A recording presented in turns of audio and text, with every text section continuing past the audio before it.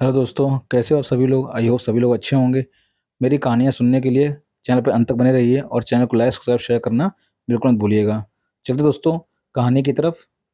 अपनी बेटी गंगा की लाश के पास रधिया पत्थर सी बुत बनी बैठी थी। लोग आते बैठते और चले जाते। कोई दिलासा दे रहा था तो कोई उलाहना दे रहा था कि पहले ही उसके चाल चलन पर नजर रखी होती तो यह दिन तो ना देखना पड़ता। लोगों के यहाँ झाड़ू बर्तन करने वाली राधिया चाहती थी कि गंगा पढ़े लिखे ताकि उसे अपनी माँ की तरह नरक से जिंदगी ना जीनी पड़े। इसीलिए पास के सरकारी स्कूल में उसका दाखिला करवाया था। पर एक दिन भी स्कूल न गई गंगा। मजबूरन उसने अपने साथ ही काम पर ले जाना पड़ा। सारा दिन नशे में चूर रहने वाले शराबी पति गंगू के सहारे कैसे छोड़ देती नन्ही सी जान को।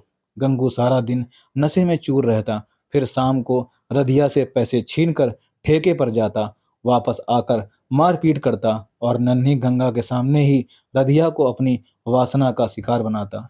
यही सब देख रेख कर गंगा बड़ी हो रही थी। अब उसे अपनी माँ के साथ काम पर जाना अच्छा नहीं लगता था। बस गलियों में इधर उधर घूमना फिरना, काजल बिंदी लगाकर मतवाली चाल चलती गंगा को जब लड़के छेड़ते तो उसे बहुत मजा आता।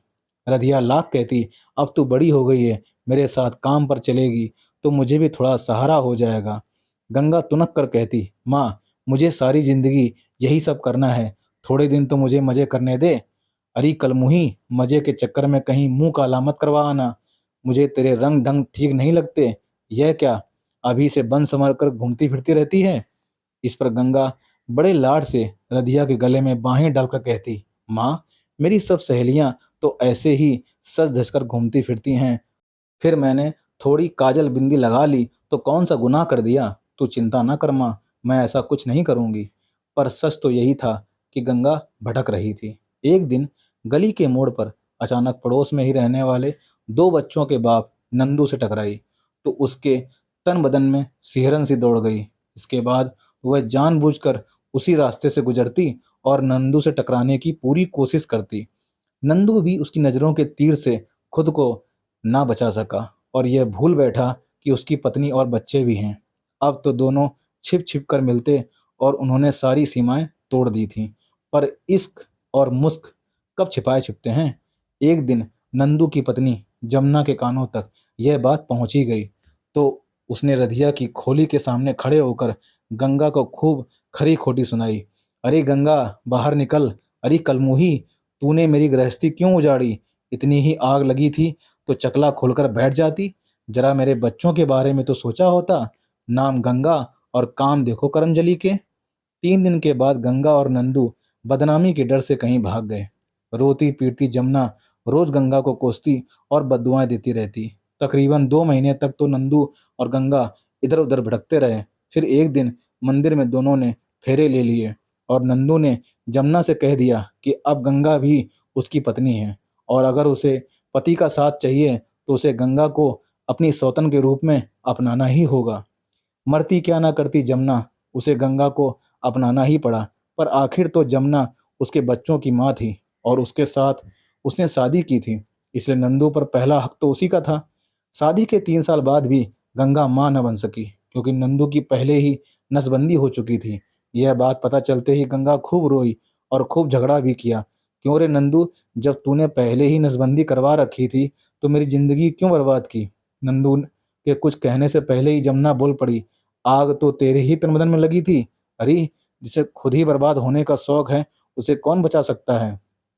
उस दिन के बाद गंगा बौखलाई सी रहती, बार बार नंदू से जमुना को छोड़ देने के लिए कहती। नंदू चलना, हम कहीं और चलते हैं, जमुना को छोड़ दे, हम दूसरी खोली ले लेंगे। इस पर नंदू उसे झिड़क देता और खोली के पैसे क्या तेरा शराबी बाप देगा। और फिर जमुना मेरी पत्नी है, मेरे बच्चों की माँ है, मैं उसे नहीं छोड़ सकता। इस पर गंगा दांत पीसते हुए कहती, उसे नहीं छोड़ सकता तो मुझे छोड़ दे। इस पर गंगू कोई जवाब नहीं देता। आखिर उसे दो दो औरतों का साथ जो मिल रहा था, यह सुख वह कैसे छोड़ देता। पर गंगा रोज इस बात को लेकर नंदू से झगड़ा करती और मार खाती। जमुना के सामने उसे अपना ओहदा बिल्कुल अदना सा लगता। आखिर क्या लगती है वह नंदू की, सिर्फ एक रखेल। जब वह खोली से बाहर निकलती तो लोग ताने मारते और खोली के अंदर जमुना की जलती निगाहों का सामना करती। जमुना ने बच्चों को भी सिखा रखा था, इसलिए वो भी गंगा की इज्जत नहीं करते थे। बस्ती के सारे मर्द उसे गंदी नज़र से देखते थे। माँ-बाप ने भी उससे सभी संबंध खत्म कर दिए थे। ऐसे में गंगा का जीना दूभर हो गया था और आखिर एक दिन उसने रेल के आगे छलांग लगा दी और रधिया की बेटी गंगा मैली होने का कलंक लिए दुनिया से चली गई। दोस्तों, कैसी लगी कहानी? कमेंट करके ज़रूर बताइएगा और चैनल पर नए हो, चैनल को लाइक, सब्सक्राइब शेयर करना मत भूलिएगा।